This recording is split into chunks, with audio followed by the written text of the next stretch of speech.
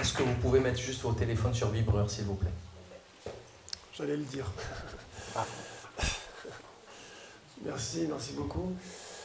Alors, écoutez, je suis très heureux de faire cette conférence ici à Bruxelles, cette ville historique qui est malheureusement devenue en quelques décennies le bastion du mondialisme, l'état-major de toutes les terreurs imposées au peuple au nom de la modernité, du progrès et au nom d'une science qui prétend tout expliquer, répondre à toutes les interrogations humaines et apporter aux hommes la solution à toutes les difficultés de leur existence. Cet antre bruxellois de la bête globaliste est vraiment l'endroit idéal pour tenter de la démasquer, de détruire ses artifices, ses manipulations et ses fourberies qui font sa puissance. On pourrait commencer d'abord par dater le moment où cette modernité s'est affirmée comme une nécessité, comme un impératif pour conduire scientifiquement l'humanité à la paix, à l'harmonie et au bien-être, pour la sortir des ténèbres de la superstition et de l'ignorance. Et ce moment se situe au XVIIIe siècle. Peu à peu, la science devint donc un impératif pour guider et édifier l'humanité. Un impératif exclusif, excluant toute morale qui freinerait le progrès de cette science, excluant toute intuition non validée par la science, c'est-à-dire non contrôlée par les sciences empiriques, qui prétendent agir pour la sécurité de l'homme, pour sa sécurité intégrale, en le mettant en sécurité de toute intuition qui pourrait lui nuire. Et il y a en particulier une intuition persistante depuis des millénaires, une intuition que cette science exclusive rejette obstinément, c'est l'intuition d'une vie en deçà de toute matérialité, d'une vie intérieure libre, tourmentée par une imagination encore plus libre. Intuition d'une vie non biologique, d'une vie spirituelle, précédant la matière. C'est cette intuition que j'appelle l'intuition du divin. Aujourd'hui, cette science moderne a quasiment réussi à faire disparaître cette intuition du divin parmi les hommes. Et elle y a réussi en imposant une définition du réel. Une définition qui n'est qu'un postulat et qui dit ceci. Le réel, c'est ce qui est mesurable. C'est le physicien Max Planck qui a proposé cette définition. Du coup, si on applique cette définition, la bienveillance n'est pas réelle, puisqu'elle n'est pas mesurable. La compassion et le pardon ne seraient pas réels, non plus, puisque pas mesurables. Et surtout, l'intuition du divin, l'intuition spirituelle, ne serait pas réelle, puisque pas mesurable non plus. Et puisque les vertus ne seraient pas réelles, puisque pas mesurables, cette définition scientifique, vous l'avez compris, entraîne ainsi le monde à ne plus croire en la vertu, l'entraînant ainsi dans un nihilisme radical et bestial, devenu incontrôlable, du plus haut sommet de l'État jusqu'à notre simple quotidien, comme vous avez pu le constater. Un nihilisme fanatique auquel répond fatalement le fanatisme religieux, tout aussi nihiliste finalement. Et la science moderne répond à cette violence inouïe par la terreur sécuritaire. Entre ce nihilisme fanatique qui détruit la sacralité de la vie et le fanatisme religieux qui détruit lui aussi la sacralité de la vie, nous sommes pris en étau et écrasés encore par la terreur sécuritaire et scientifique, qui s'obstine à prétendre qu'elle n'agit que pour le salut de l'homme, son salut réel, matériel, son salut mesurable donc. On pourrait décrire cette science moderne comme le syndrome d'une maladie, d'un attachement maladif à la matière, d'un asservissement à la matière, d'une aliénation folle à la matière, qui voit évidemment dans cette intuition de vie spirituelle un danger mortel, car cette intuition qui fonde la sacralité de la vie ne fait de la matière qu'une ombre obéissante et servile, un reflet éphémère de la réelle vie spirituelle. Cette science moderne s'acharne donc à disqualifier cette intuition en soulignant d'une part l'absence de preuves empiriques qui pourraient prouver la causalité de l'esprit vers la matière, c'est-à-dire la preuve mécanique, et en postulant d'autre part que la preuve mécanique est le critère ultime de vérité. Mais comme tout postulat, ce postulat est indémontrable. Ce point de vue mécaniste n'est qu'un point de vue du corps. Hume et Nietzsche l'avaient compris. La tradition de l'arbre de vie nous apprend que la création divine n'est pas une mécanique, une causalité, mais un don, le don de la vie. Même l'objectivité est un point de vue du corps qui réduit le réel à l'objectivable. L'objectivité est relative au sujet humain. La vie divine n'est non seulement pas objectivable, mais elle n'est pas subjectivable non plus, puisqu'elle n'est pas sujet, puisqu'elle est souveraine, précisément. La vie divine est souveraine. La vie est souveraine, en dépit de la chair, en dépit de l'objet, en dépit d'une quelconque substance objectivable, en dépit de l'être. Voilà la tradition de la vie primordiale. La tradition primordiale. Cette intuition du divin, si scientifiquement niée aujourd'hui, s'est manifestée ou exprimée chez l'homme depuis des millénaires, de manière plus ou moins confuse. L'histoire retient le nom du premier être humain qui a éclairé magistralement cette intuition auprès des hommes paléolithiques de l'époque. Cet homme, c'est Adam, le grand prophète dont parlent les Écritures, l'initiateur d'une nouvelle humanité, l'initiateur de la toute première tradition, la tradition de l'arbre de vie, de la vie primordiale.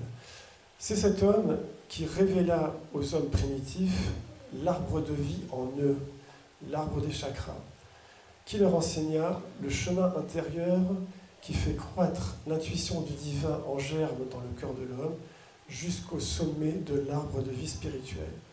Car, quand on parle de l'arbre de vie, il s'agit de vie spirituelle. Faire croître cette intuition du divin, c'est l'éclairer. Et c'est d'abord éclairer cette notion du divin, cette notion floue, envisagée par l'homme. Il faut bien avouer que beaucoup de chercheurs se sont cassés les dents sur cette notion abstraite, rendue abstraite, car rien ne nous est plus intime que la vie divine, en vérité. Sauf que le spectacle de la nature et de l'univers infini nous fascine tellement qu'on en oublie cette vie si profondément intime. Comme un homme profondément malade, depuis longtemps, on oublie la santé, ou comme un condamné si gravement coupable qu'il en oublie l'innocence, ou qui perçoit l'innocence comme quelque chose d'irréel. Les hommes préhistoriques avaient paradoxalement une perception du divin plus vraie, plus vivante que celle de l'homme moderne. Ils percevaient l'univers pleinement vivant et se percevaient eux-mêmes comme une infime goutte d'eau survivant dans cet univers vivant. Aujourd'hui, c'est l'inverse. L'homme moderne se perçoit comme une goutte de vie extrêmement subtile dans un univers infini non vivant. En voulant clarifier par l'intellect exclusif cette perception originaire, confuse du divin, on s'en est finalement éloigné, en imaginant des concepts toujours plus abstraits pour nous abstraire justement de cette nature éprouvante. Certains penseurs comme Spinoza ont envisagé un être divin. Ils l'ont envisagé comme une substance objective, déployant la vie à l'infini. Mais ici, nos catégories de pensée nous conduisent à une impasse. Car, dès lors qu'on envisage une substance objective, on s'interroge tout de suite sur la cause, sur sa cause, et la cause de sa cause, et ainsi de suite, en tentant de remonter la chaîne des causes dans une régression à l'infini. Cette vision mécaniste des phénomènes, héritée de la perception mécanique de notre corps, nous conduit donc à envisager le Créateur divin comme la cause première qui entraîne toutes les autres. Mais ce point de vue de cause à effet est un point de vue du corps, je le répète. Point de vue par lequel notre instinct corporel cherche tout simplement la mécanique d'un phénomène, pour éventuellement y trouver son intérêt, une utilité, une possibilité d'augmenter sa sécurité, sa puissance, ou de se l'approprier. Mais la création divine n'est pas un phénomène, ce sont bien plutôt les phénomènes qui résultent de la création, et les causes qui résultent de la création, qui est un don, le don de la vie. Le créateur divin est précisément le créateur des causes, des substances, des êtres. Là où l'homme voit de la matière inerte, de la non-vie, le créateur divin y voit la vie et ses reflets. Il faut donc considérer que cette supposée substance divine n'est pas à proprement parler une substance objectivable. Il s'agit plutôt de considérer la vie divine comme une vie qui n'a pas besoin de substance pour être vivante. On conçoit toujours la vie assignée à un être. On envisage habituellement la vie comme un corps vivant ou un être vivant. On conçoit d'abord l'être avant de la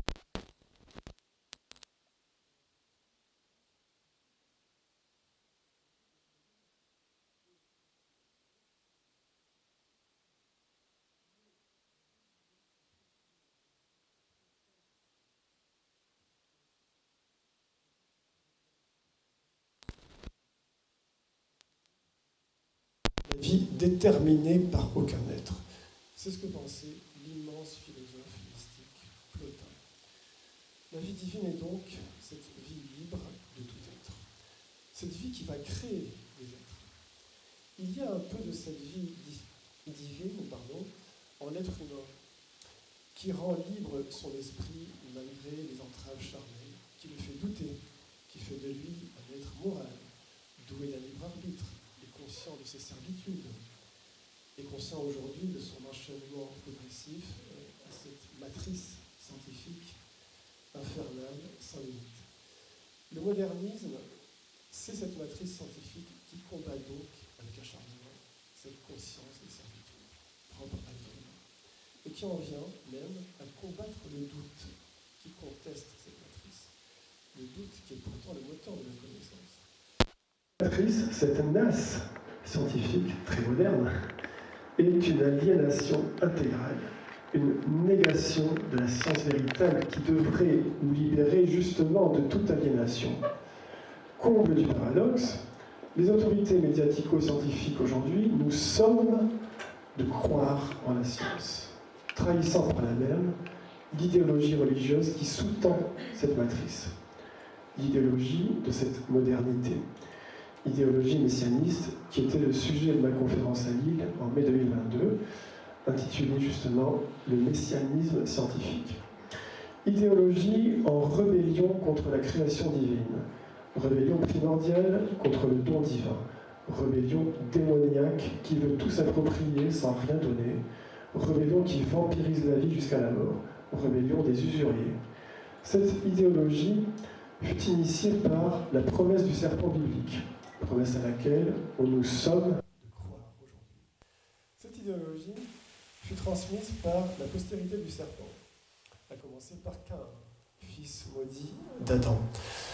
Idéologie que cette postérité maudite déploya à Sumer et qui grava par l'écriture ses paradigmes, et en particulier ce paradigme très moderne qui considérait la matière chaotique primaire comme la réalité primordiale, comme un chaos fertile, chaos magique, produisant l'univers, les dieux, les êtres, la vie sous toutes ses formes. Et la science moderne dit exactement la même chose, quand elle dit que c'est par le hasard magique que la vie apparut sur Terre, à partir de la matière primordiale. Nous serions donc les esclaves irrémédiables de la matière. Finalement, la modernité commence à Sumer et Babylone, sans parler des villes très modernes de Sodome et Gomorrhe. Cette fertilité magique de la matière chaotique primordiale fut représentée en Mésopotamie sous la forme d'une déesse serpent, appelée Nammu à Sumer et Tiamat à Babylone. Nammu était aussi appelée la mère primordiale, la maman, la mère primordiale, la déesse utérus, la matrice, la matrice. Le paradigme du serpent consiste donc à dire que la matière est fertile, féconde, en un mot qu'elle est donatrice, donatrice de vie, donatrice de tout, qu'elle ne procède de rien et qu'elle précède tout. Ce paradigme du serpent est le paradigme exact de la modernité. Mais ce n'est qu'un paradigme, qu'un postulat. Et ce postulat est impuissant à expliquer certains phénomènes comme la xénoglossie. La xénoglossie, c'est le fait pour une personne de parler spontanément une langue étrangère sans l'avoir jamais entendue auparavant. Par exemple, un enfant japonais en bas âge, n'ayant jamais quitté son cocon familial traditionnel japonais, et qui se met subitement à parler mexicain. L'historien Dominique Larmier rapporta un cas de xénoglossie extrêmement troublant. Je le cite. Un célèbre médecin de New York, le docteur Marshall Duffy, mort dans les années 1930, raconte comment ses fils jumeaux parlaient entre eux une langue étrangère inconnue. Les deux enfants furent emmenés au département de langues étrangères de l'Université Columbia à New York, mais aucun des professeurs ne put identifier leur idiome.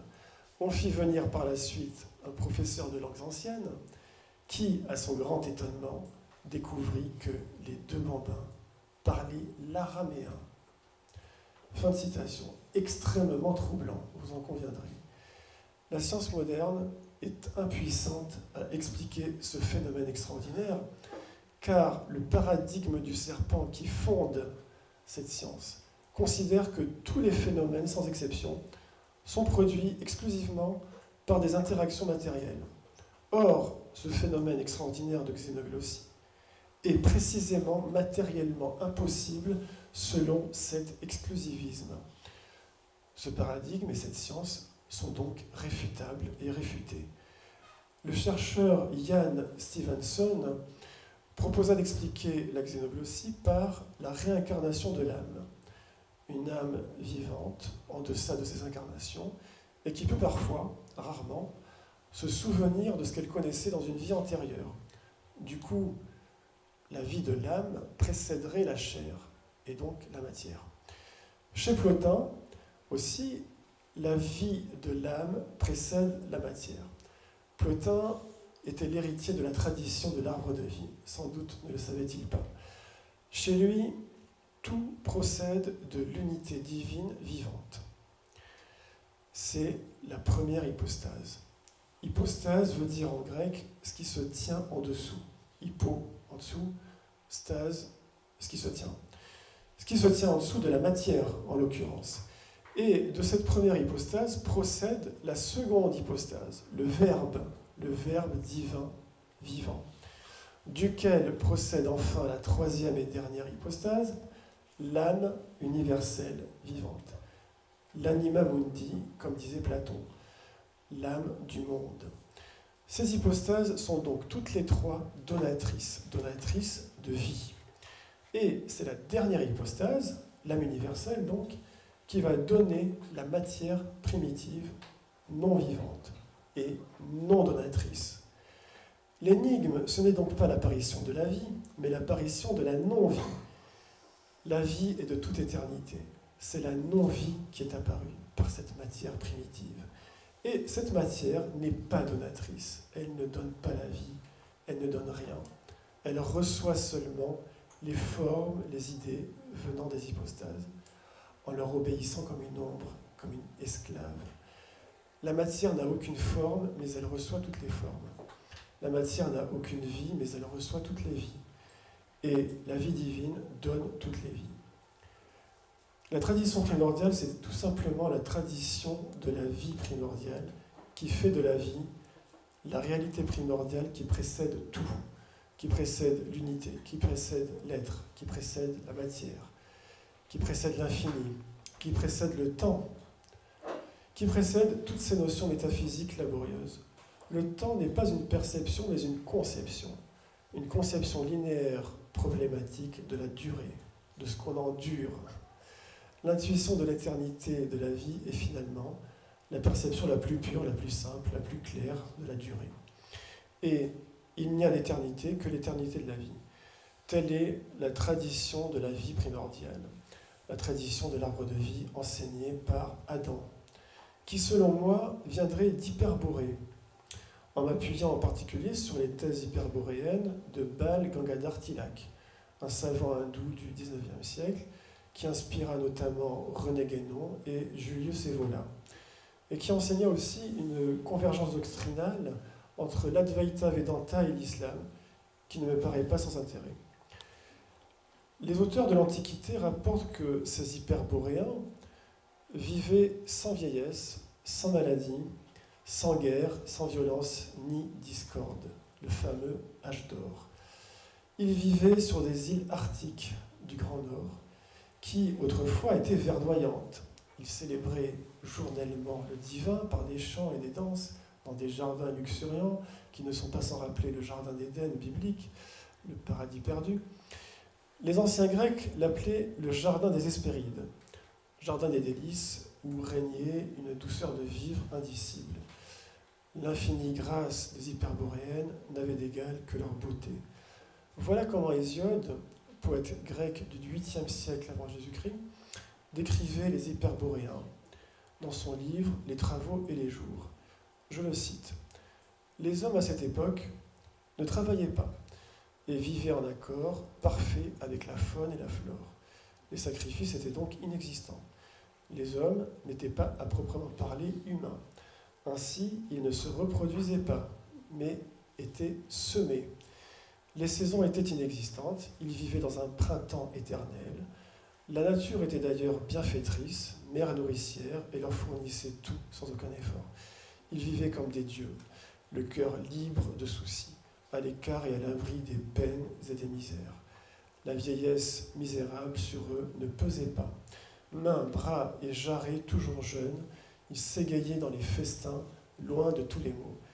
Mourant, ils semblaient succomber au sommeil. Fin de citation. Tout cela ressemble quand même beaucoup au jardin d'Éden biblique. Finalement, ces hyperboréens menaient tout simplement une vie divine dans une innocence joyeuse et douce, sans attention pour le reflet et l'ombre, sans attention pour la matière perçue qui n'est que reflet et ombre de notre âme. Troisième hypostase. Quand notre âme est harmonieuse, qu'elle a conquis son unité, notre vie matérielle est harmonieuse. Et quand notre âme est agitée et douloureuse, notre vie matérielle est agitée et douloureuse. La matière est l'ombre de notre âme. La matière est notre esclave et nous ne le savons pas. Et ne le sachant pas, nous devenons aliénés, esclaves de la matière, esclaves de ses promesses séduisantes, de ses promesses charnelles. Cette humanité subtile, hyperboréenne, cette nouvelle humanité initiée par Adam, le premier hyperboréen, avait été créée pour guider et redresser les hommes primitifs embourbés dans la sauvagerie paléolithique. Dans la sourate de l'homme, il est dit que, durant une période, l'homme ne fut même pas une chose digne d'être mentionnée. Effectivement, c'est la période paléolithique. Le livre d'Enoch nous dit que la grâce et la beauté des femmes humaines, hyperboréennes selon toute vraisemblance, séduisit et attira ceux que la Bible appelle les bénis Elohim, des esprits, qui veillaient jusque-là sur les hommes primitifs. Enoch les appelle d'ailleurs les veilleurs. Ces derniers virent, par le biais de cette nouvelle humanité, un moyen de hâter le redressement des hommes primitifs, en engendrant une postérité de chair avec les hyperboréennes. Le Créateur divin demanda alors au chef de ces bénis Elohim, qu'on appelle Lucifer, de se prosterner au contraire devant le prophète Adam, divinement établi comme vicaire sur terre. Lucifer ne s'inclina pas, faisant valoir qu'il avait été créé d'un feu subtil sans fumée et que Adam avait été créé d'argile. Ce fut donc là le premier cas de mépris racial de l'histoire, subi par Adam l'hyperboréen. Donc, bien sûr, ce feu subtil sans fumée est plus subtil que le feu simple, qui lui-même est plus subtil que l'argile. Mais la hiérarchie matérielle ou charnelle ne détermine pas la hiérarchie morale chez les vivants. L'esprit souffle où il veut, disait Jésus à Nicodème dans l'évangile de Jean. Lucifer, révélant donc son orgueil, fut déchu, précipité du ciel vers la terre, du ciel de vie vers la terre de science, de l'arbre de vie vers l'arbre de science. et devint le prince de ce monde ici-bas. Le prince d'en haut devint le prince d'en bas. La seule hiérarchie qui vaille au regard divin pour les vivants, c'est la hiérarchie morale. La vertu en bas, la vertu en haut, pardon, la vertu en haut, le vice en bas. Et l'orgueil est le vice le plus insidieux. Quant à la plus noble vertu, chez les hindouistes notamment, pour les brahmanes, c'est la vertu aryenne de l'ahimsa, qui signifie en sanskrit ne pas nuire à la vie. Ne pas nuire à la vie. Contrevenant aux recommandations divines, ces êtres célestes déchus approchèrent donc ces belles hyperboréennes, s'unirent à elles et leur enseignèrent les charmes et les incantations, nous dit le livre d'Enoch. Ce fut la première aliénation de l'histoire, la première colonisation de l'histoire. L'humanité elle-même fut colonisée. Et cette colonisation fut combattue par les prophètes, les mystiques, les poètes. Modernité est le nom de code de cette colonisation subie par l'humanité jusqu'à aujourd'hui. Ces bénis Elohim furent les premiers colons de l'histoire, avec leur certitude orgueilleuse d'apporter la lumière et avec leurs promesses effrontées. Le chef déchu des bénis Elohim tenta ainsi de séduire Ève par une promesse. C'est la fameuse promesse du serpent biblique. Promesse de se libérer de la mort, non par la progression morale dans l'arbre de vie, mais par la science exclusive, qui exclut justement l'intuition morale en prétendant faire de la morale une science. Mais on ne peut pas faire de la morale une science rationnelle exclusive, puisque cette science est déjà un point de vue moral, un point de vue sécuritaire précisément.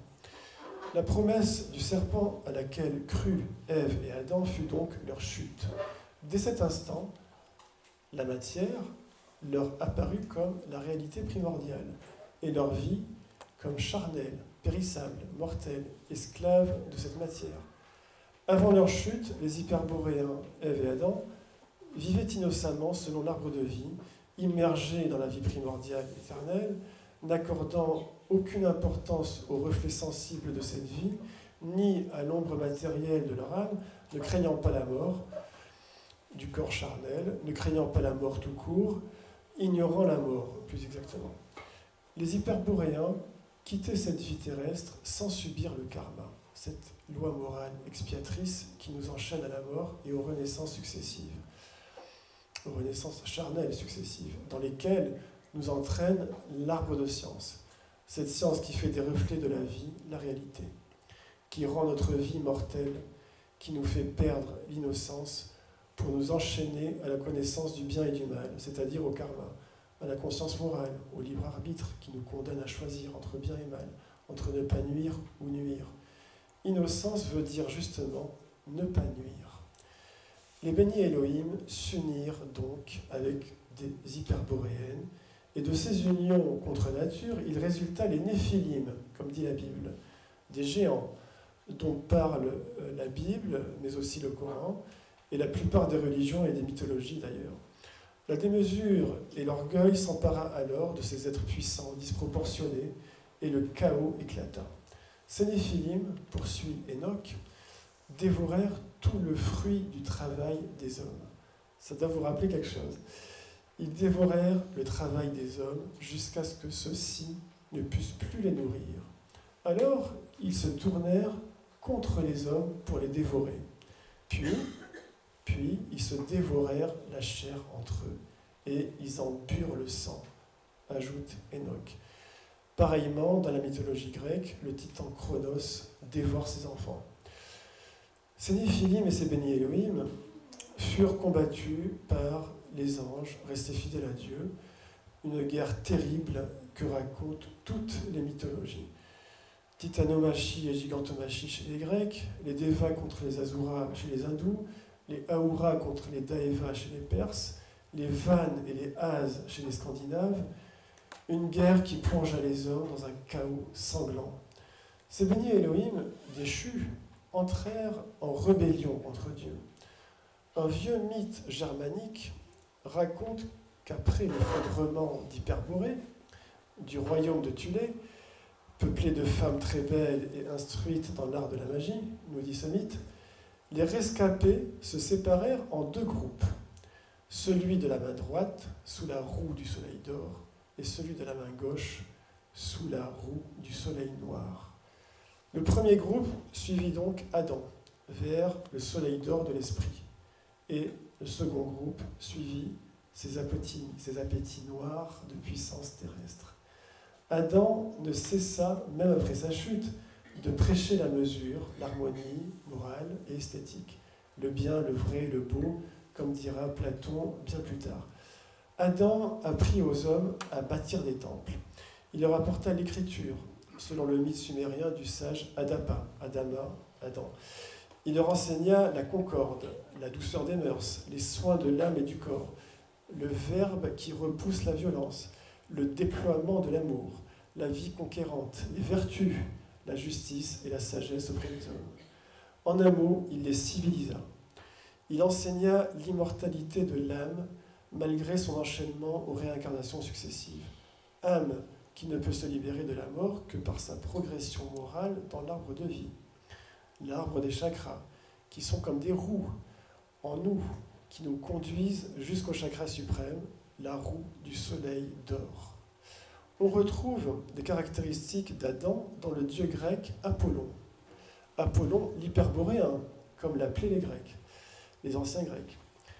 Dieu solaire, Apollon était un dieu solaire législateur, fondateur de temples, dieu de la concorde, de l'harmonie, de la poésie, de la purification, de la médecine, de la mesure et de la lumière de la vérité, la lumière de vérité. Avec son arc, il écarte le mal, alexikakos en grec. Il transperce notamment le serpent Python, tout comme le dieu Seth égyptien transperce le serpent Apophis, personnification du mal. Sauf qu'en Égypte, Seth y fut tellement calomnié qu'il devint le dieu du mal. L'inverse. Chef-d'œuvre de calomnie et de manipulation. Chef-d'œuvre très moderne. Ce qui est sauvage, plein de désordre et de querelles, la lyre d'Apollon l'adoucit et l'apaise, disait Euripide dans Alceste. La figure d'Apollon est la grande inspiratrice du miracle grec et de la philosophie, de Pythagore à Plotin jusqu'à Spinoza, voire jusqu'à Kant. Sans métempsychose pythagoricienne, pas de théorie des idées platoniciennes, pas de philosophie européenne. La philosophie est donc un fruit de la tradition primordiale.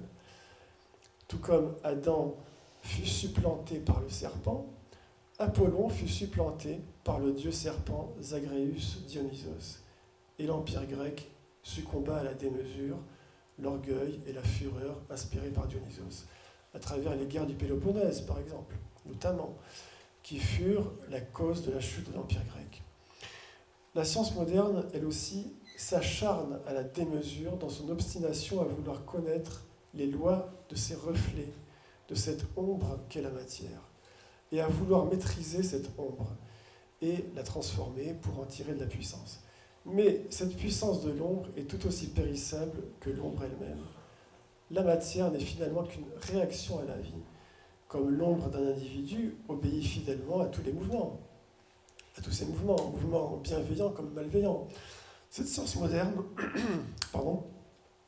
qui cherche les lois d'une ombre selon le paradigme du serpent, qui fait de l'ombre la réalité, cette science moderne n'est finalement qu'une duperie, qu'une tromperie, qu'une promesse remontant à la promesse du serpent biblique, promesse d'immortalité charnelle par la science exclusive, promesse qui enlise finalement l'homme dans l'aliénation à la non-vie, dans la perdition, dans les reflets sensibles, dans les simulacres matériels, dans les mirages et dans la mort.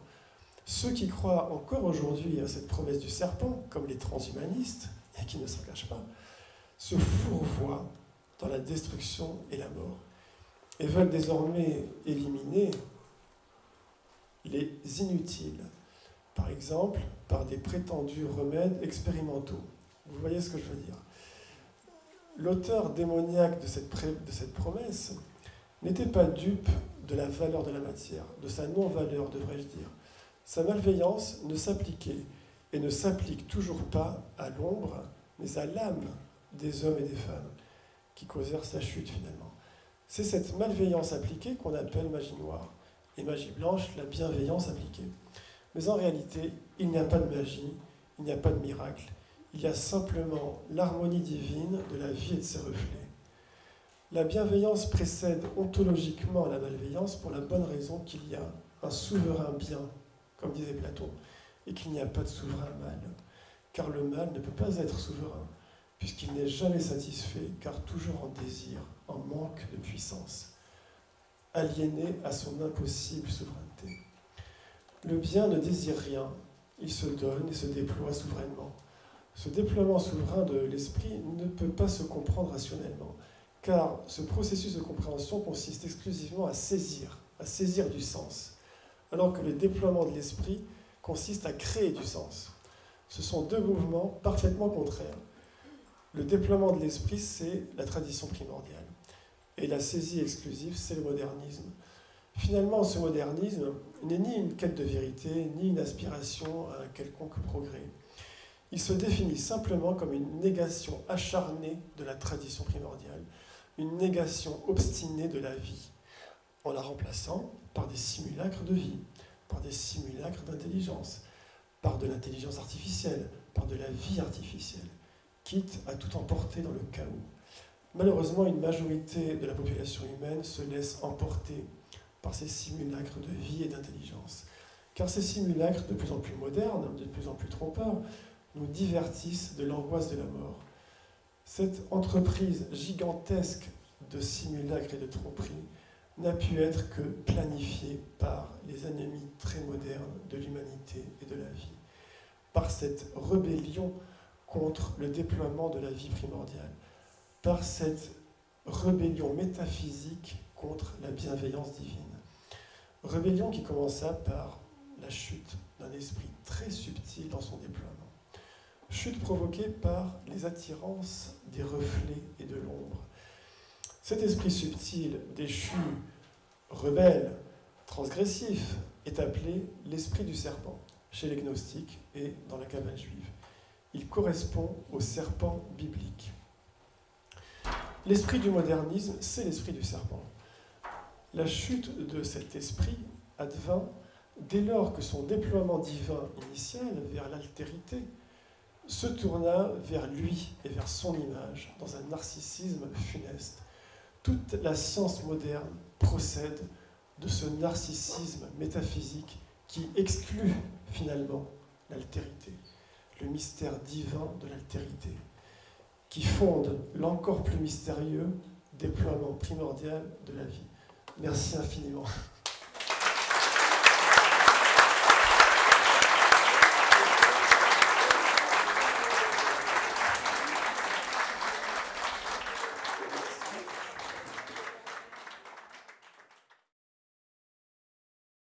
Donc je vais attaquer mon intervention qui va durer à peu près 3/4 d'heure.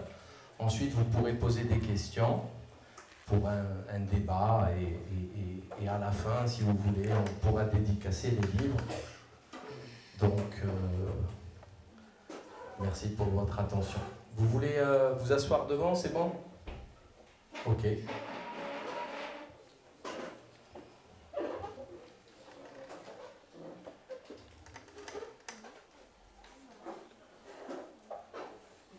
Donc ça, c'est la conférence d'hier à Paris. Mais c'est exactement la même que je fais aujourd'hui ici.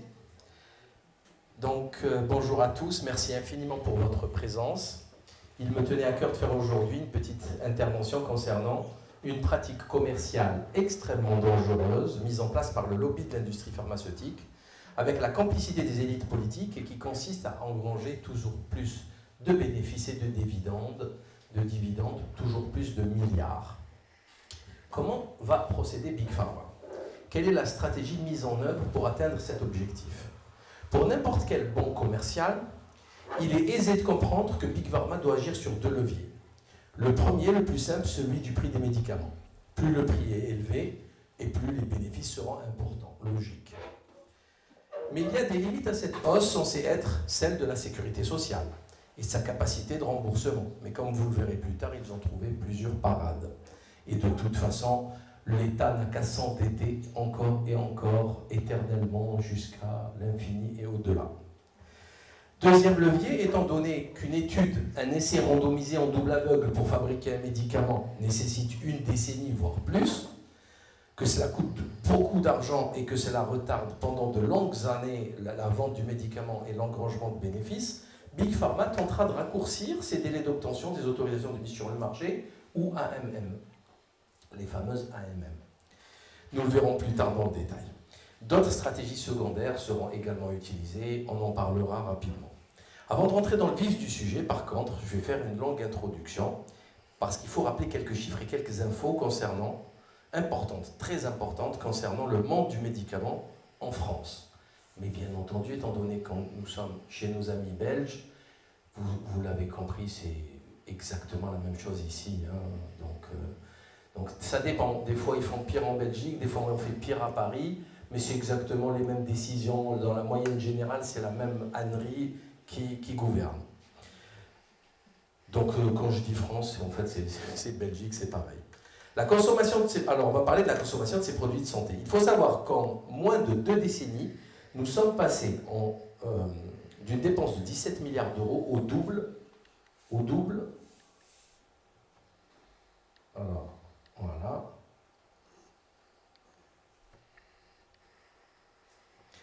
C'est-à-dire 34 milliards d'euros par an sur un budget global de 210 milliards d'euros de Sécu, environ 250 milliards d'euros si on additionne les mutuelles et le restant dû que les gens doivent payer lorsqu'ils n'ont pas de mutuelle.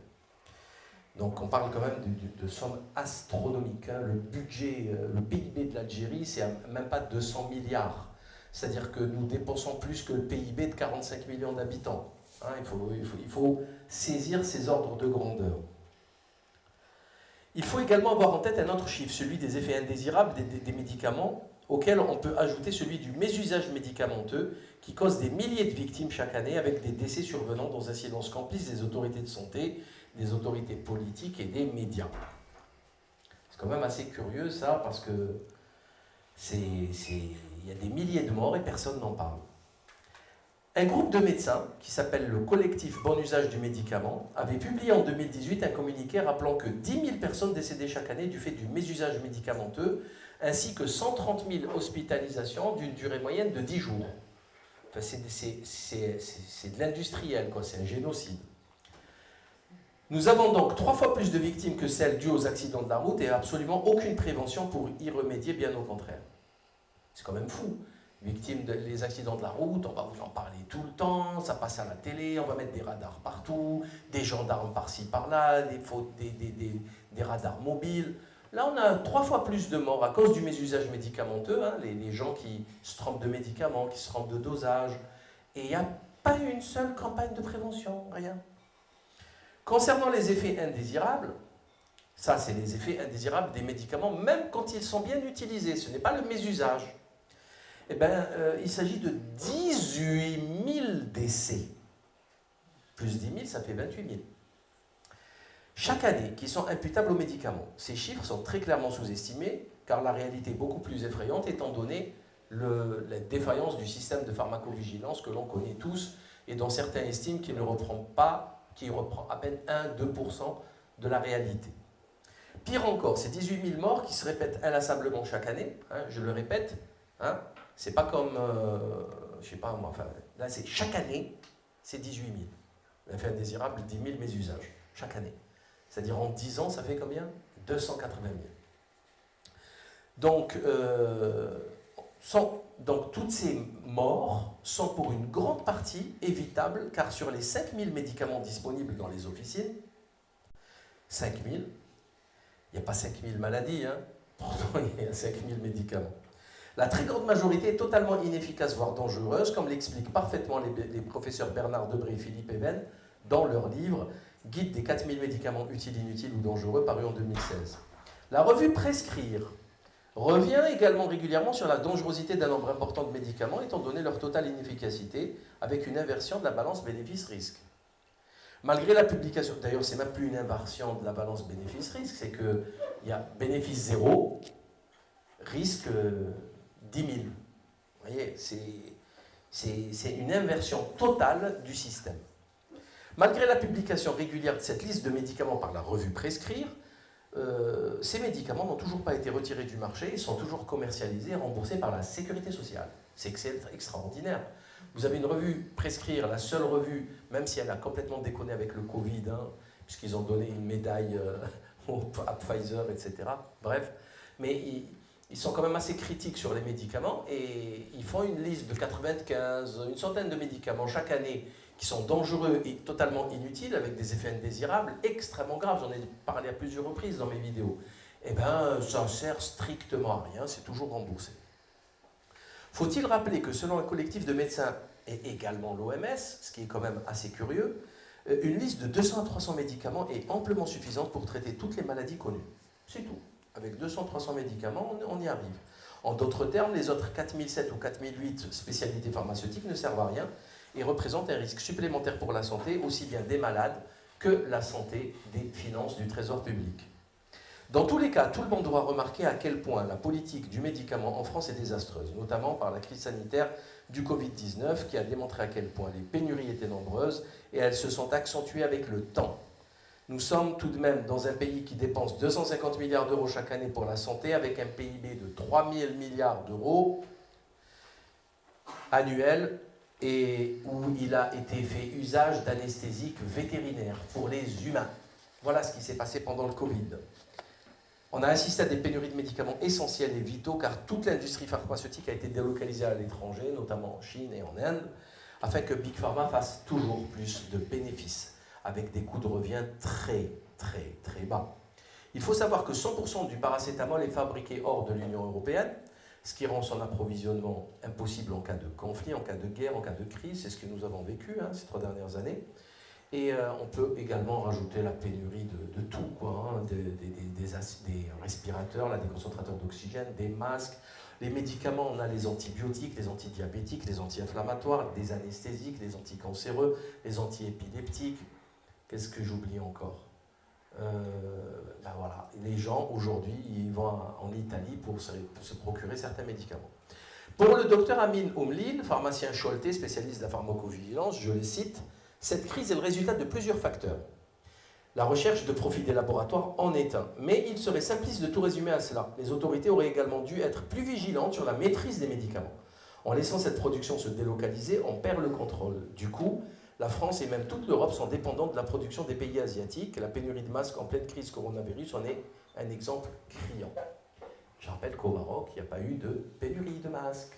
D'ailleurs, vous ne le savez peut-être pas, mais on édite un pharmacien marocain, un très grand écrivain, un traditionnaliste de grande qualité qui s'appelle le docteur Ali Benziane.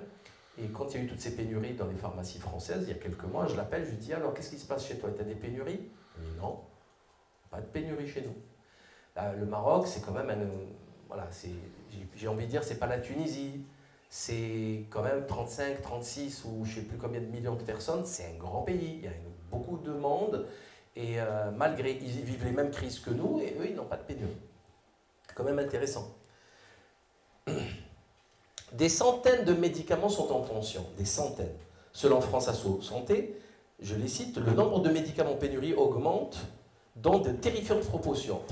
Notre baromètre sur le droit des malades pour 2023 montre que 37% des Français ont été confrontés à une pénurie.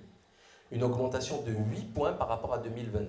Et pourtant, vous allez voir nos zozos de Véran Templan, d'Agnès Buzyn, de François Braun nous expliquer qu'ils ont fait un plan pour le médicament, un plan pour la pénurie, le Ségur de la santé, on va tout régler, on va réintroduire en France ceci, cela. Ben en fait, plus le temps passe, alors en 3 ans, les gens ils pensent que 250 milliards, non, 250 milliards c'est par an. En 3 ans, 2020, 2021, 2022, là 2023, mi-2023, on a dépensé 750 milliards, plus 125, ça fait 875 milliards pour la santé, avec toutes les pénuries que l'on connaît. Comment c'est possible? Comment c'est possible?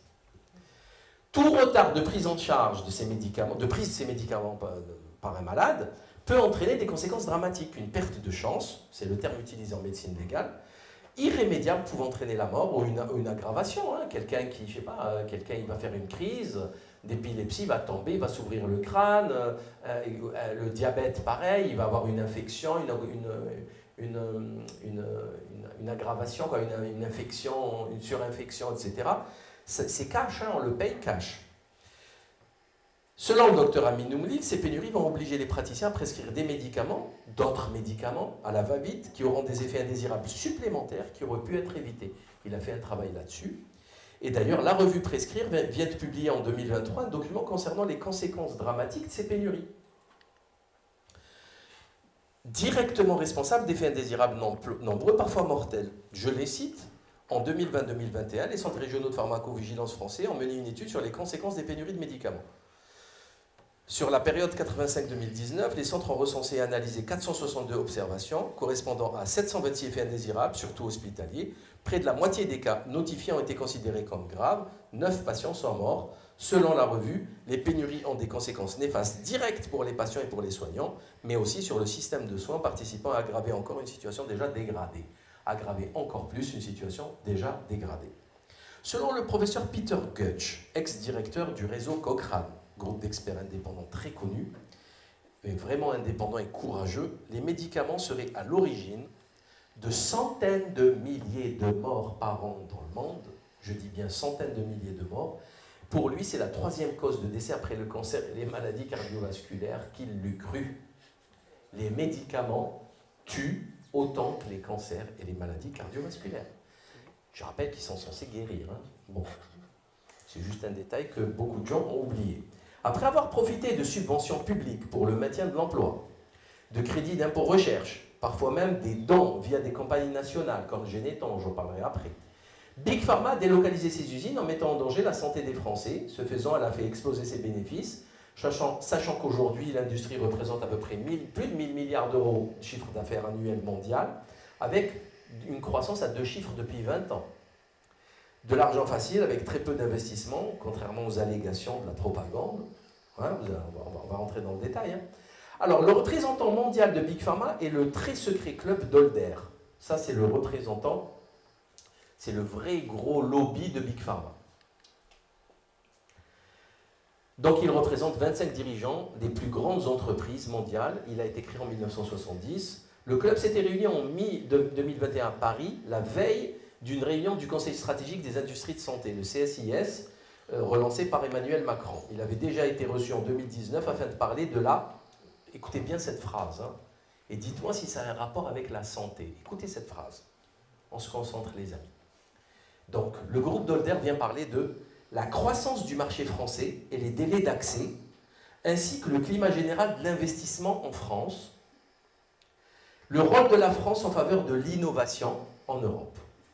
Qu'est-ce que ça a à voir avec la santé? En fait, on a l'impression qu'ils sont en train de parler de smartphone ou de vélo. On parle de la santé. C'est-à-dire que si le malade n'est pas mal, si l'être humain n'est pas malade, on ne lui vend rien. C'est logique. Donc c'est pas un marché normal. Hein, une société où il y aura beaucoup de vieux, il y aura une certaine consommation. S'il y a beaucoup de jeunes, il y aura... C'est-à-dire qu'on ne peut pas inventer des maladies, mais c'est ce qu'ils vont faire. Ils vont pousser à la consommation. Et le problème, c'est que si je te pousse à acheter 3 bagnoles, c'est pas très grave. Tu auras peut-être du mal à les garer, tu vas les mettre dans la rue à côté, mais c'est pas très grave sur ta santé. Mais si je te pousse à prendre 3, 4, 5 médicaments, c'est pas pareil. C'est pas pareil. Toujours, alors, la croissance du marché français, hein, si je dois faire croître le marché français, je dois faire consommer plus de médicaments. Hein. Les délais d'accès, raccourcir ce que je vous ai dit sur les AMM, donc, et même l'innovation, et le climat général de l'investissement. Non, la santé, ce n'est pas un investissement. Je suis désolé, c'est un service public. Toujours cette même rengaine du raccourcissement des délais d'accès, ce fameux prétexte à l'innovation, alors que nous n'avons même pas accès aux médicaments essentiels. Hein. On n'a même pas accès au Doliprane, à l'antibiotique, à l'antiépileptique, à l'antidiabétique. Il y a des millions de diabétiques en France, je crois qu'ils sont 3 millions. Hein. Ils n'ont pas accès à ces médicaments. Par contre, attention, vous allez avoir accès rapidement aux médicaments innovants. En France, le représentant de Big Pharma est le LIM. Le LIM, il est présidé par Frédéric Collet. J'en parlerai juste après, ne vous inquiétez pas. Patientez, on va bien s'amuser. Nous connaissons également la proximité d'Emmanuel Macron avec Big Pharma, sachant que c'est l'ex-patron de Sanofi, Serge Weinberg, qui l'a introduit auprès de la banque Rothschild. C'est bien chez ce bankster d'affaires qu'Emmanuel Macron fera un joli coup en validant l'accord Nestlé-Pfizer à plusieurs milliards d'euros. Malgré le scandale monumental de la dépakine de Sanofi, c'est Sanofi la dépakine, dont Sanofi s'est rendu coupable, l'entreprise connaissait la dangerosité de la dépakine depuis 1980. Cela n'a pas empêché Emmanuel Macron de décerner le grade de commandeur de la Légion d'honneur à Serge Weinberg le 1er janvier 2020. C'est ce même Serge Weinberg qui était dans les salons de l'Élysée le jour de l'intronisation d'Emmanuel Macron en 2017, lors de son premier mandat, et Macron il avait fendu la foule en deux pour aller lui faire un bisou. En fait, c'est très simple à comprendre. Depuis l'arrivée de Macron à la présidence de la République en 2017, le chiffre d'affaires des médicaments remboursés a augmenté de 14%, de 16%, alors qu'il avait augmenté de 4% le quinquennat précédent. Donc il a fait un 400% d'augmentation. Ça s'appelle un renvoi d'ascenseur. Emmanuel Macron sait remercier ses mentors.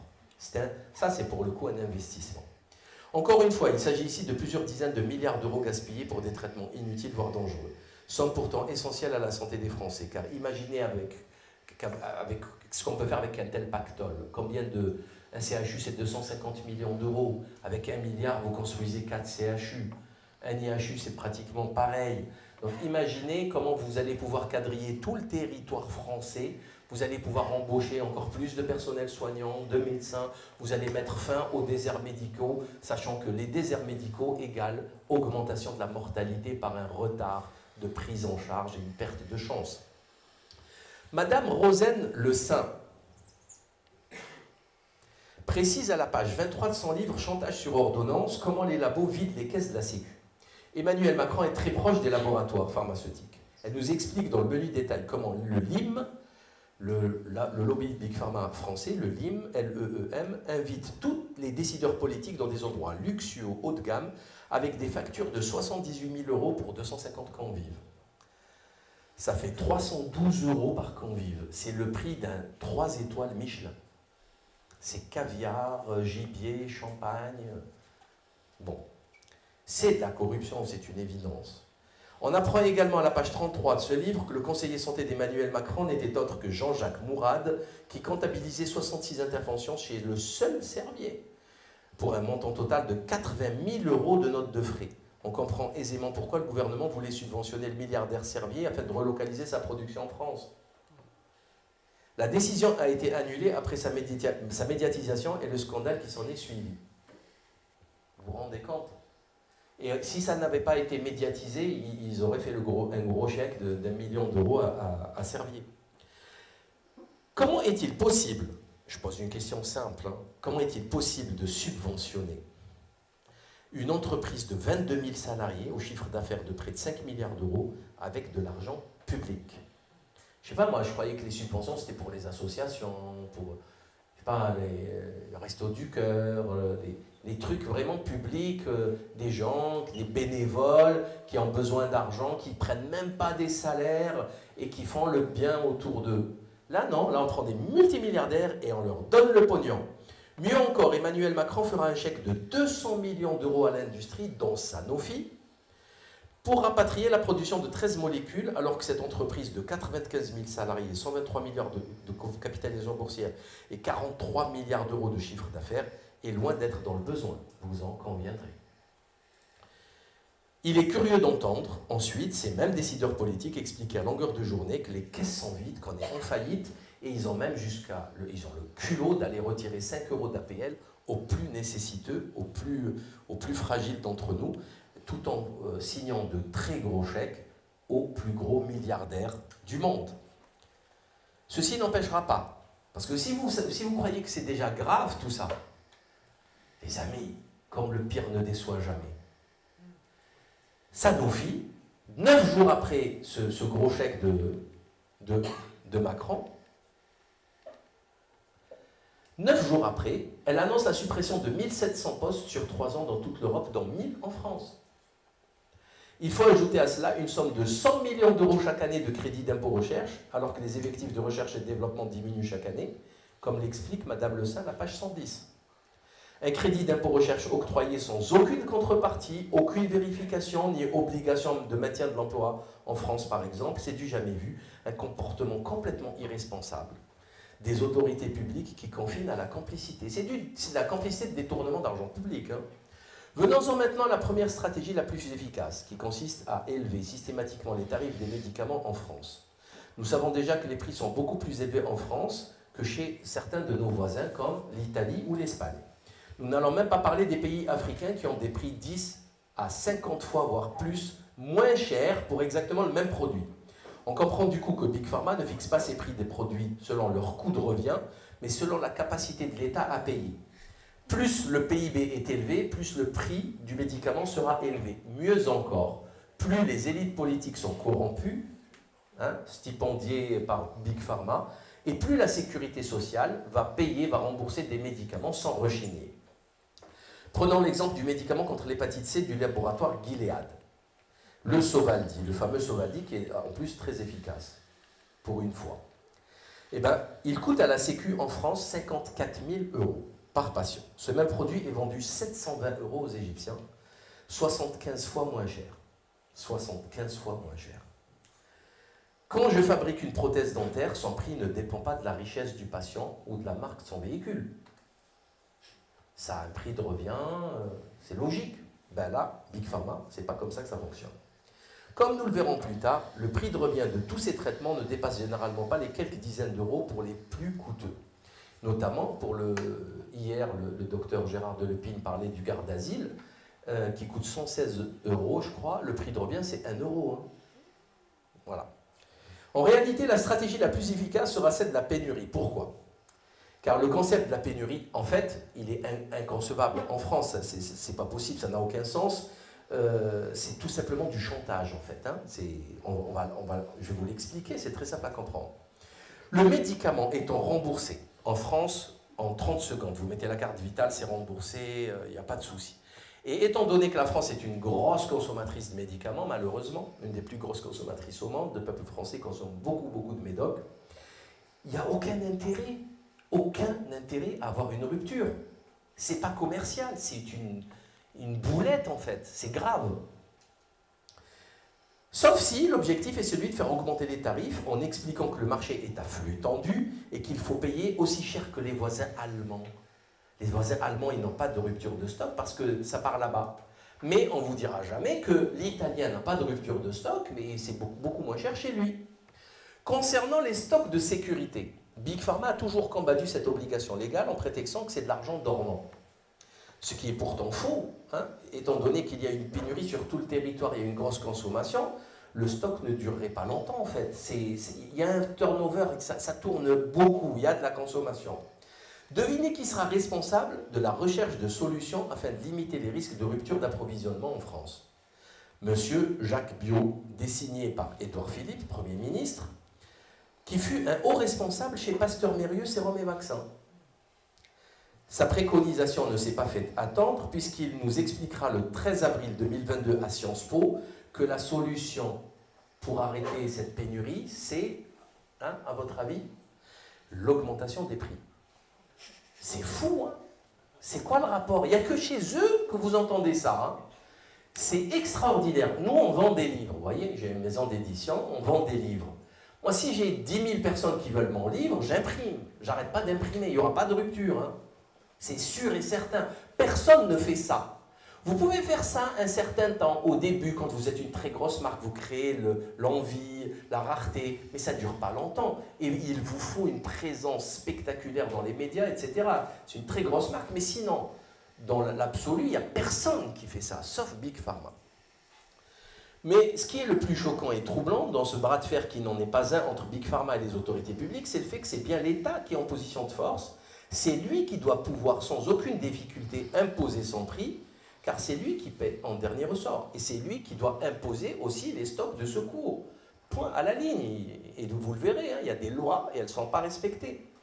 Pourtant, nous avons la curieuse impression que lors des négociations dans le CEPS, c'est le Comité économique des produits de santé, et Big Mafia, donc que lorsqu'il y a une négociation, on a l'impression qu'ils sont à égalité. Faut-il rappeler que cette industrie ultralibérale ne doit sa fortune qu'à l'argent de l'État? C'est du communisme pur. Comment est-il concevable d'accepter de payer plus cher des médicaments fabriqués par des entreprises multimilliardaires ayant parfois des capitalisations boursières aussi importantes que le budget de la France, tout en leur donnant des subventions publiques pour relocaliser leur production dans l'Hexagone? Comment c'est concevable intellectuellement? Une commission d'enquête en cours réalisée au Sénat et présidée par Mme Laurence Cohen a reçu les plus gros industriels, Lavoisier, Pierre Fabre, Delbert, UPSA, Sanofi, Pfizer France, ainsi que les cabinets conseils privés, Bain, McKinsey, BCG, le Boston Consulting Group, Roland Berger et AEC Partners. La présidente de la commission, Mme Cohen, n'a pas été du tout satisfaite des déclarations des uns et des autres parce qu'ils disaient « personne n'était responsable ». Ah non, c'est pas nous, nous on n'a jamais travaillé, les agences de privées ils disent non, nous on n'a jamais conseillé sur la délocalisation, les entreprises non, je ne me souviens pas, alors que toute l'industrie quasiment a été délocalisée, ça c'est le réel. Mais il n'y a pas eu de prise de décision, c'est-à-dire ils se sont réveillés le matin, le type il va dans la banlieue parisienne à son usine, ah il la trouve pas, elle est où? Elle est en Chine. Ah bon? Ah je savais pas. Donc maintenant il faut que j'aille vivre en Chine. Ah quand? D'accord. Et c'est où déjà? Qui peut croire de telles sottises? Alors, j'en étais où? Le rapport est attendu pour le 7 juillet, ça va être très intéressant. Très intéressant parce qu'à mon avis, ils vont se faire défoncer. Pour couronner le tout, nous sommes du coup ici dans le registre de l'humour et du loufoque. La première ministre Elisabeth Borne vient de lancer une équipe de choc. Ils adorent ça, les task force. Le 25 janvier 2023, encore une autre équipe sur une autre équipe sur une autre équipe. Afin de mettre fin à ces pénuries de médicaments, cette équipe de 6 personnes est composée de 4 personnalités issues du privé et parmi elles, Frédéric Collet, le patron du LIM et de Novartis, dont on a déjà parlé. C'est à peine croyable et c'est pourtant le monde qui s'impose à nous. Comment est-il possible de mettre autour de la table les responsables de la pénurie? Dans un monde civilisé, une société civilisée, le type il doit être en justice. Tu passes déjà par la case prison, 15-20 ans. Après, tu as interdiction de faire quoi que ce soit et tu dégages de la vie publique. On ne veut plus te voir. Logiquement, c'est comme ça, non? On ne prend pas ceux qui ont créé le problème, on ne les appelle pas, au secours, trouvez-nous des solutions. Ça n'a pas de sens. En fait, ils sont là pour continuer à protéger. Ils font du lobbying, ils protègent leurs intérêts. Sauf que la situation est encore beaucoup plus perverse lorsque l'on apprend que les autorités peuvent sanctionner l'industrie si les pénuries persistent. Curieusement, ce n'est jamais le cas. L'ANSM, qui est responsable de l'application de cette réglementation, n'a fait jouer celle-ci que 2 fois seulement, comme l'explique la journaliste Anne Jouan dans un article paru dans Paris Match le 17 mai en 2023, intitulé « Médicaments d'intolérable pénurie », que vous voyez à l'écran. On y apprend que l'ANSM a sanctionné les industriels à peine 2 ou 3 fois, hein, les doigts d'une main, comme elle le dit, alors que les signalements de pénurie se comptabilisent par milliers et durent depuis des années, mettant en danger la vie des Français. J'ai voulu d'ailleurs chercher qui étaient ces laboratoires responsables, mais le site de la NSM supprime au bout d'un mois la communication. On se demande bien pourquoi, mais on peut le retrouver sur le site de Wayback Machine. Hein, on n'est pas bête quand même. Donc j'ai retrouvé l'entreprise. Du coup, alors c'est la coopération pharmaceutique française qui a été sanctionnée le 24 novembre 2022, une sanction financière de, tremblez, 15 139 €. Bouh! Vous en conviendrez, ce n'est pas une telle somme qui fera trembler Big Pharma. Lorsque l'on connaît le chiffre d'affaires de cette mafia, une somme pareille n'aura absolument aucun effet, à l'instar des condamnations pénales des dirigeants responsables de milliers de morts, à des peines ridicules de prison avec sursis. On aimerait enfin savoir comment est-il possible d'avoir en guise de condamnation 2 sanctions alors que les pénuries se comptent par milliers. C'est extraordinaire, extraordinaire, et cette loi existe depuis 2015. La NSM brille encore une fois par son incompétence, elle qui a été condamnée dans le scandale du Mediator à 300 000 € d'amende, et pour un chef d'accusation quand même assez extraordinairement grave, homicide et blessures involontaires. Ils ont tué des gens, involontairement, mais ils ont quand même tué des gens. La NSM. Cette stratégie de la création de la pénurie pour augmenter les profits est loin d'être un sujet de complotiste, hein, puisqu'un documentaire a été diffusé en avril 2022 sur Arte, il y a 1 an, réalisé par M. Xavier Deleu et intitulé « Médicaments, les profits de la pénurie ». Vous voyez, il n'y a rien d'extraordinaire, tout le monde est au courant. Ensuite, la technique de la pénurie ayant parfaitement fonctionné, viendra s'ajouter la stratégie du prix de vente décidée en secret par Big Pharma, dans une structure totalement opaque, la CEPS, j'en ai déjà parlé. Après s'être débarrassé de tous les produits matures désormais délocalisés, les produits anciens, ça y est, maintenant c'est fabriqué en Chine, en Inde, Big Pharma va accentuer ses efforts sur les innovations thérapeutiques. Et il faut dire que c'est à ce moment-là que la nausée vous prend à la gorge et à la tête, et la lecture des prix indécents de ces médicaments, franchement, donne envie de vomir. Le produit de Novartis, le Zolgensma, hein, Frédéric Collet, le patron du LIM, le Zolgensma concentre sur lui toute l'énormité de l'escroquerie mafiaceutique. Ce médicament coûte 2 millions d'euros, les amis. 2 millions d'euros par enfant malade à la sécurité sociale. Le prix a été décidé par des responsables cyniques, totalement déshumanisés, qui profitent de la détresse des familles pour faire exploser leurs tarifs. C'est pour le coup un véritable chantage. Il manque plus que le flingue sur la tempe ou le couteau sur la gorge, quoi, c'est pareil. Ils iront même jusqu'à mettre en place de fausses associations de malades. Ça, c'est une grande technique de Big Pharma, hein, qui finance les associations de malades, afin de multiplier les passages sur les plateaux télé en expliquant comment sauver leurs enfants, etc. Et c'est vrai, hein, qu'ils pourraient s'opposer au sauvetage de la vie d'un enfant. Sauf qu'il y a un gros problème, parce que si, ce faisant, on vide les caisses de la Sécu, il y aura des morts d'un autre côté. Hein, donc, c'est pas responsable au niveau de la santé publique. Les plus naïfs d'entre nous vont tomber dans le piège de l'innovation. Hein, iPhone 12, iPhone 48, et la technologie, quadruple corps, Pentium, je sais pas quoi. C'est vrai qu'on tombe souvent dans ce travers, sauf que c'est totalement faux, puisque le produit initial, le Zolgensma, a été créé par le Généton, les dons, vous voyez, comme le Téléthon.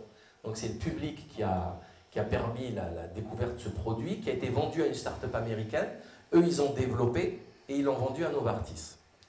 Et malgré cela, hein, Big Pharma considère que ses achats, Novartis va déclarer ça, hein, cet achat, dans la case recherche et développement, alors qu'ils n'ont rien cherché et rien trouvé. Ils ont juste acheté. Ainsi, pour avoir des crédits recherche. Et ils vont voler quelques centaines de millions d'euros, comme ça. À chaque fois, hein, chaque phrase, c'est attention, là on est sur le centaine de millions d'euros, le milliard, le 20 milliards, hein, on ne parle pas de quelques dizaines d'euros. Et après, on va nous parler du citoyen qui a détourné 2000 euros à la CAF, le grand voyou. On peut trouver, la CAF, c'est les allocations logement, tout ça. On peut trouver dans le livre des docteurs de l'épine, qui était hier avec nous à la conférence, médicaments anti-cancer peu efficaces, souvent toxiques et hors de prix, publié aux éditions Michel en 2017, une liste interminable de médicaments aussi inutiles que dangereux et fort coûteux. Toujours fort coûteux. On y apprend d'ailleurs qu'aux États-Unis, pays de tous les excès, l'achat de nouveaux médicaments supposés miracles est la première cause de faillite personnelle. Prenons l'exemple de l'Herbitux. Hein, un flacon, c'est 800 euros. C'est un médicament censé combattre le cancer, c'est une chimiothérapie, hein, censé combattre le cancer du côlon métastatique. Il a été autorisé à la vente en 2007 par la FDA, après une étude sur 572 patients qui aurait démontré l'augmentation de la survie, pour ceux qui prennent l'Herbitux, de 45 jours. Moi, sincèrement, je suis resté choqué. Je me suis dit, s'il a 40 ans, qu'il survit au cancer, il y a moyen de vivre 40 ans, non? S'il est guéri, il y a moyen de vivre 30 ans, 20 ans. S'il a 50 ans, la moyenne d'âge, l'espérance de vie, c'est 82 ans. 80 ans pour les hommes, 82, 83 pour les femmes. Il survit à 60, il peut vivre encore 20 ans. Non, 45 jours. Ça devrait être interdit, un truc pareil. Après sa commercialisation, des études ont été réalisées. Parce que, en fait, quand vous faites des études, Big Pharma va faire des études, ils vont les falsifier. Bon, super, les résultats sont super, on va vendre le médicament. On va le rembourser, très bien. Mais après, n'importe quel médecin peut faire des études. N'importe quel hôpital peut faire des études sur ce traitement, puisqu'ils le prescrivent. Et ils voient que sur 200, 300 malades, il n'y a pas de résultat. Ils ne peuvent pas le cacher longtemps, en fait. Ça finira par se découvrir. Donc, et ils ont découvert que son utilisation en première ligne, en deuxième ligne, en post-opératoire, nul. Aucun intérêt. Pire, certains ont constaté une diminution d'espérance de vie pour ceux qui prennent l'Herbitux.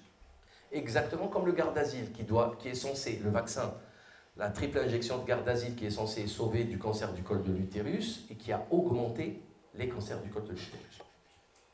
Mais ce qui va suivre est encore plus préoccupant et démontre à quel point les institutions sont corrompues, puisqu'on trouve à la page 22 du livre des docteurs de l'épine, Nicole et Gérard, que la HAS va publier le 2 novembre 2015 un avis concernant cette chimiothérapie qui, selon elle, n'apporte pas d'amélioration du service médical rendu, le fameux ASMR. Par contre, cette même HAS explique que le SMR, le service médical rendu, est très bon, on peut rembourser, il n'y a pas de problème. Sachant que 2% qui prennent ce médicament meurent. Il est estimé à 2% le risque de décès lié au traitement par Erbitux. Eux, c'est même pas 45 jours d'espérance de vie, c'est on meurt. On leur enlève des années qu'ils auraient pu vivre. La sécurité sociale paye 50 000 € par malade et par an pour ce poison défaillant. On peut multiplier les exemples dans cet ouvrage avec d'autres médicaments comme l'Avastin, l'Alimta, le Geotrif, l'Iressa, le Yondelis, le Votrian, avec des ASMR égales à 0, officiels publiés par la HAS. Les responsables politiques ont décidé de rembourser ces médicaments extrêmement chers de manière unilatérale et totalement irresponsable. Ce sont ces mêmes responsables politiques qui passeront leur temps à la télévision en train de nous critiquer, nous autres citoyens, concernant notre surconsommation de médicaments pour nous culpabiliser. Vous vous rendez compte? Ils nous vendent des médicaments hors de prix, totalement inefficaces, après on nous explique que c'est nous les coupables. Alors que ce sont eux, c'est irréel. Ensuite, comme autre stratagème, Big Pharma va vouloir raccourcir de manière drastique la durée de les AMM afin de commercialiser rapidement leurs produits. Ainsi, ils pourront encaisser des bénéfices beaucoup plus vite, sauf qu'en faisant cela, ils mettent en danger les consommateurs parce qu'ils ne vont pas faire le nécessaire concernant la sécurité, la génotoxicité, est-ce que c'est cancérigène ou pas. Vous vous rendez compte, pour savoir si c'est cancérigène, il faut attendre des années. Donc il faut 10-15 ans pour un médicament. Minimum 10 ans. Pour un vaccin, c'est 10 ans. Pour le démontrer, nous allons prendre l'exemple de l'actuel ministre de la Santé, François Braun. Comment Big Pharma va faire pour accélérer la mise sur le marché des médicaments en raccourcissant les AMM. Alors, c'est simple. François Braun, l'actuel ministre de la Santé, a participé à une émission sur BFM Business en 2022. Il faisait la campagne électorale d'Emmanuel Macron. Nous apprenons dans ce livre de Madame Rosane Le Saint, Chantage sur ordonnance, qu'une émission a été réalisée intitulée Check-up Santé, qui donnait la parole au président du lobby du médicament français, le LIM, donc Frédéric Collet. Il est partout. L'ex-patron de Novartis, 2 millions d'euros, le Zolgensma. Afin de présenter cette série de 4 émissions, le LIM, comme vous le voyez sur le diaporama, affirme sur son site qu'il a répondu à l'invitation de l'émission de BFM Business, alors que c'est le LIM qui a payé cette émission. Il n'a pas été invité, il a payé, il a commandé. C'est gravissime. Bien entendu, sur le plateau, aucun travail journalistique sérieux ne sera effectué, aucune question gênante posée, juste on leur a servi la soupe. C'est tout. Insupportable, c'est extraordinairement grave, franchement, c'est au-delà de tout. Donc, toujours la même rengaine, il sera question de la lenteur de l'arrivée sur le marché des médicaments et donc du raccourcissement des délais d'AMM. On observera aussi un changement de vocabulaire. Les médicaments, ce ne sont pas des coûts, des dépenses, mais des investissements. Je ne sais pas, à quel moment un médicament peut être considéré comme un investissement? C'est un médicament. Hein, moi, encore une fois, je reviens à mon cas. Je vous soigne une carie, je vous mets une céramique. En quoi c'est un investissement? C'est un soin, qu'est-ce que c'est cette histoire? Mais, en fait, vous allez le comprendre après, pour eux, parce qu'une dépense, c'est trop grave, un investissement, il y a un retour sur investissement. Ce qui est un mensonge. Donc, ainsi, un médicament miracle évitera une hospitalisation longue et coûteuse. Il mérite donc d'être vendu plusieurs dizaines de milliers d'euros, voire centaines de milliers d'euros. Parce que maintenant, je vais vous dire, oui, mais moi, je vais lui sauver la vie. Ce gamin de 20 ans a coûté à la société, il vaut 2 millions d'euros. Donc moi, j'ai sauvé 2 millions d'euros. Donc il faut payer le médicament 2 millions d'euros. Ça n'a absolument aucun sens. Ce même François Braun va participer à une conférence en ligne réalisée le 28 mars 2022 par le cabinet de conseil NIL, dans lequel il parlera d'accélération de la commercialisation de médicaments innovants made in France vendus à prix d'or. Il considère que cela fait partie du programme présidentiel d'Emmanuel Macron. Avec des ministres pareils, Big Pharma n'a même plus besoin de VRP ou de lobbyistes. Il n'a plus besoin de payer cher des salariés. François Braun le fait très bien. Le loup est dans la bergerie.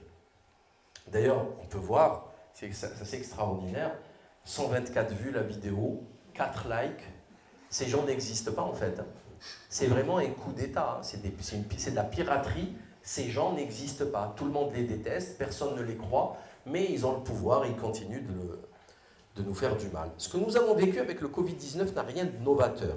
C'est la mise en pratique de toutes ces stratégies mises en place par Big Pharma depuis des décennies. Sauf que ça s'est vraiment accéléré quand même.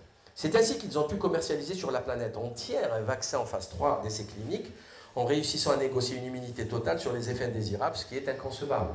Ils n'ont même pas essayé dans l'essai clinique les plus de 75 ans et les enfants, les moins de 15 ans, et pourtant ils ont commencé par les plus de 75 ans, qui étaient hors essai clinique.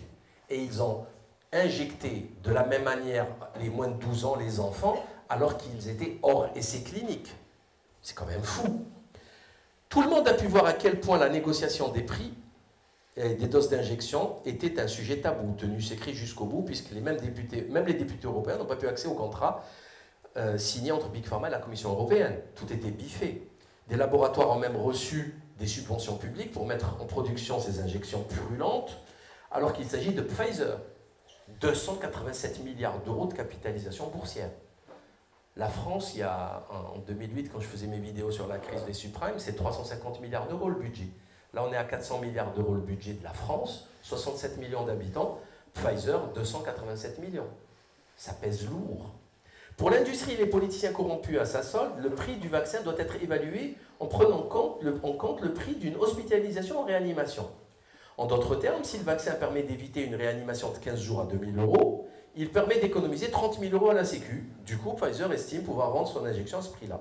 C'est du jamais vu dans la pratique du commerce. Quand un constructeur de camion va vendre un 30 tonnes, il ne va pas le facturer en additionnant la quantité de marchandises transportées pendant 20 ans. Cela n'a absolument aucun sens et c'est pourtant ce que nous impose cette mafia. C'est d'autant plus fou que 99,5% de la population n'est pas concernée par la maladie, comme l'a très bien rappelé le docteur Jérôme Marty. C'est extraordinaire. Pourtant, les 150 millions de doses qui ont été injectées à ces 99,5%, tout était payé 20 € pièce. Et bien entendu, bien sûr, il s'y attend, Pfizer et Moderna vont utiliser tous leurs stratagèmes fiscaux pour optimiser un maximum leurs impôts. On sait que Moderna sont localisés au Delaware, un État américain, celui de Sleepy Joe, qui est un paradis fiscal. Le délire ira tellement loin que la France a commandé des dizaines de millions de doses supplémentaires qu'elle devra jeter car périmées. Lorsqu'un journaliste, Rosane Le Saint, demande au ministère qu'en est-il de ces doses jetées périmées, ils ne voudront pas répondre. Du coup, là, elle a demandé à la CADA, la Commission d'accès aux documents administratifs, de lui donner les chiffres, et elle attend toujours. Concernant le vaccin Novavax, la France a acheté 3,2 millions de doses, alors qu'elle en a injecté 33 000, donc 3 millions de doses à la poubelle. C'est très bien, c'est une gestion de l'argent public extraordinairement responsable. Enfin, il faut systématiquement le rappeler, une des stratégies les plus efficaces utilisées par ces voyous reste le couple médecin-média de plateau. Médecin de plateau, pardon. C'est toujours la même technique. Un communiqué de Big Pharma est balancé dans des revues spécialisées, trucs santé, blabla, tout ça. Et d'un coup, c'est repris par les médias. Donc c'est un remède prometteur contre une maladie effrayante. Ensuite, mécaniquement, les KOL, Key Opinion Leaders, les médecins de plateau, les morticols, les télétoubibs, se mettent en branle et passent sur tous les plateaux pour prêcher la bonne parole de Big Pharma. Ça marche à tous les coups. L'exemple le plus frappant reste l'escroquerie du Remdesivir, qui sera promu pendant des mois par les escrocs de tout poil, par des délinquants de tout poil, notamment les Karine Lacambe, les Gilbert Deré, comme étant un traitement miracle contre le Covid-19, ce qui a poussé le gouvernement à passer une commande très importante, sauf qu'il s'avérera très vite que ce médicament, non seulement il est inefficace, mais dangereux, avec des effets indésirables graves, notamment sur les reins, et pas que. À aucun moment, je dis bien aucun moment, ces télétoubibs n'ont estimé nécessaire de déclarer leur lien d'intérêt, en réalité des conflits d'intérêts majeurs avec l'industrie, conformément à ce qu'exige l'article L4113-13 du Code santé publique, qui s'affiche à l'écran. Il s'agit là, bien entendu, donc de liens d'intérêt, pas de conflits d'intérêts majeurs, qui rendent obsolète toute parole prononcée par ces télétoubibs. Quand la journaliste Rosane Le Saint demande à Karine Lacombe si elle considère que toucher 250 000 € de Big Pharma en 10 ans, est-ce que ça peut biaiser son jugement concernant les médicaments? Qu'est-ce qu'elle répond? Je la cite. « Mes sources de revenus principales ne proviennent pas des laboratoires. Arrêter ces collaborations ne m'empêcherait pas de vivre, mais il me paraît essentiel de participer à la recherche clinique. » Fin de citation. Elle fait semblant de ne pas comprendre la question, mais en fait, on ne lui demande pas son avis. C'est pour ça que la loi existe. Parce que s'il n'y a pas de loi, chacun fait ce qu'il veut, chacun donne son avis. Mais quand il y a une loi, elle s'impose à tous. Elle piétine la loi, et après, elle nous traite à nous de danger public. Alors que c'est une délinquante multirécidiviste, mais alors là, je ne sais pas combien de fois elle a piétiné cet article. Comme cette industrie ne s'est pas assez gavée avec les injections, l'entreprise Pfizer en profitera aussi pour nous vendre 500 000 doses de Paxlovid, autre escroquerie pharmaceutique anti-Covid-19 qui ne sera utilisée que 54 000 fois en France. On imagine que les 90% de doses non utilisées finiront à la poubelle. Pendant que les caisses de l'État et les cotisations des Français fondent comme neige au soleil à cause de cette crise sanitaire, de l'autre côté, on a 40 000 nouveaux milliardaires qui se sont créés dans le secteur de la santé, de véritables parasites gavés avec l'argent facile de l'État. Quelle solution on a? Le docteur britannique Asim Malhotra fait actuellement la promotion d'un film et multiplie les interviews afin de sensibiliser la population en utilisant un slogan très pertinent, « First, do no harm ». C'est le fameux primum non nocere avec un jeu de mots, en anglais c'est « First, do no harm », et lui c'est « do no harm », c'est-à-dire il faut arrêter avec cette hypermédication. C'est le titre du documentaire qui a été réalisé avec la collaboration du British Medical Journal, un des plus prestigieux journaux au monde, qui a été dirigé il y a quelques temps déjà, il n'y a pas longtemps, pendant la crise Covid, par Kamran Abbasi, qui avait expliqué à quel point justement la Big Pharma était dangereux, avait corrompu tout le monde. Le but est bien sûr de limiter la consommation de médicaments qui a explosé dans le monde pour le plus grand profit de cette mafia. Pour le docteur Amin Oumli, la solution est simple et doit émaner des pouvoirs publics. Il faut imposer la relocalisation des usines. Les laboratoires devraient avoir l'obligation de disposer de stocks pour gérer d'éventuelles ruptures accidentelles d'approvisionnement. L'absence de ces stocks de sécurité est une énigme, une faute grave. Nous sommes clairement face à une menace mortelle parmi les plus importantes de tous les temps. Il s'agit de centaines de milliers de morts chaque année dans le monde associé à un pillage pur et simple du trésor public et de la sécurité sociale. Car c'est systématiquement la population qui prend en charge ce désastre sanitaire dû aux effets indésirables des médicaments et bien sûr le prix exorbitant de ces derniers. De nombreux spécialistes comme le Formandep, la revue Prescrire, le réseau Cochrane ont proposé plusieurs solutions, notamment une refonte complète de la chaîne de fabrication des médicaments. D'aucuns aussi parlent d'une formation beaucoup plus poussée des médecins avec une interdiction totale de lobbying dans les universités. Parce que les étudiants, ils sont élevés à la mamelle de Big Pharma. Donc l'État va diminuer les budgets pour les universités, et c'est Big Pharma qui va venir, qui va proposer des buffets, etc. Quand on est, bon, j'ai vécu ça, franchement, quand on est jeune, on ne comprend pas tout ça. On ne comprend pas, on voit juste un VRP qui vient te donner des stylos, des trucs, tu prends. T'en fous, tu ne comprends pas les enjeux. Tu as 18 ans, 19 ans, 20 ans.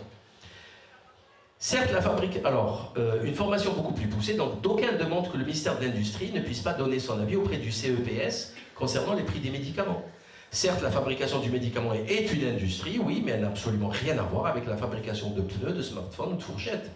Il faut également sanctionner sévèrement et interdire tous les médecins de plateau, les télétoubis financés grassement par Big Pharma et utilisés par cette dernière pour faire la promotion de leur business. Comment est-ce possible de voir ces médecins corrompus oublier systématiquement l'article L413-13 ? C'est simple, c'est une démonstration de leur préméditation. Parce que s'il dit, oui, je suis financé par Gilead et je vous dis que le Remdesivir de Gilead, il est très bien, personne ne va les croire. Donc, ils mentent parce qu'ils savent ce qu'ils font. Les exemples existent dans le monde, notamment en Hollande, où les pharmacies hospitalières, les pharmacies centrales fabriquent leurs propres médicaments à moindre coût, afin d'éviter les ruptures. Aux USA, le pays de l'ultra-capitalisme le plus débridé, le pays de la financiarisation extrême, le pays de Big Pharma, il y a une fondation à but non lucratif appelée Civica RX qui rassemble 1500 hôpitaux et qui fabrique ses propres médicaments génériques. En fait, c'est très simple à réaliser, il suffit juste d'un peu de bonne volonté. Mais comment peut-on espérer améliorer cette situation quand nous savons l'impunité spectaculaire dont bénéficient les dirigeants de Big Pharma après chaque scandale sanitaire meurtrier. Il suffit de rappeler le scandale du Mediator de Servier et de citer les condamnations ridicules de dirigeants comme Jean-Philippe Settar, le numéro 2 du labo, derrière Jacques Servier, condamné à une peine de prison avec sursis et une amende de 90 600 €. Même pas un mois de salaire. Et pourtant, il s'agit de 2000 morts et des milliers de blessés. Avec un tel traitement judiciaire, le sentiment d'impunité ne peut que se renforcer, et en fait, ils s'en foutent complètement. Mais complètement. Idem pour Pfizer et sa condamnation historique à 2,3 milliards de $ pour avoir corrompu des agents publics, des médecins, pour avoir falsifié des études, trafiqué des statistiques, truqué les chiffres, sans aucune conséquence judiciaire pénale sérieuse. Ouais, ils font un chèque. Ils ont des centaines de milliards de pognon, ils font un chèque de 2,3. Ils ont déjà gagné 20 fois cette somme avec le Covid-19, avec le Paxlovid, etc. Il suffit de rappeler le scandale meurtrier de l'Oxycontin. Là, par contre, là, c'est un génocide. Ils ont réussi à faire baisser l'espérance de vie aux États-Unis. Pour Doux Pharma, la famille Sackler, multimilliardaire, 500 000 morts en 20 ans, tranquille, qu'est-ce qu'il y a? Qu'est-ce qu'il y a? Je répète, 500 000 morts en 20 ans. Aujourd'hui, le fentanyl, pareil, 70 000 morts par an aujourd'hui aux États-Unis. Alors, bien sûr, ils vous pondent un décret, ils vous empêchent de sortir, ils vous empêchent d'aller faire tous les magasins. En 24 heures, c'est fait. Hein. Par contre, pour contrôler Big Pharma sur la fabrication de fentanyl, de Lyrica, d'Oxycontin, là, il n'y a plus personne. Là, il n'y a plus personne. Il faut donc changer complètement de paradigme. D'ailleurs, la famille Sackler de Doux Pharma, ils ont juste payé une amende, hein, 30-35 milliards, et ils sont tous libres. Ils ont tué 500 000 individus. Ça fait mal à la tête, je sais. Ça fait très très mal à la tête. Je rappelle qu'à Marseille, il y a un petit jeune de 20 ans, il a donné un sale coup de pied à un chat, il a fait 1 an de prison. La Morlette, tapez, La Morlette, M-A-U-R-E-L-E-T-E, il y a 5-6 ans. Un gamin, je me rappelle de son nom, mais de toute façon je ne vais pas le dire, on ne va pas l'accabler encore plus. Il s'est retrouvé au Beaumet, ou je ne sais plus où, je pense au Beaumet, 1 an de prison parce qu'il a tapé un chat. La famille Sackler tue 500 000 Américains en 20 ans, en truquant tout, en manipulant, en empêchant les enquêtes. Il faut voir la série extraordinaire d'Opsic pour comprendre ce qu'est cette escroquerie, ce génocide.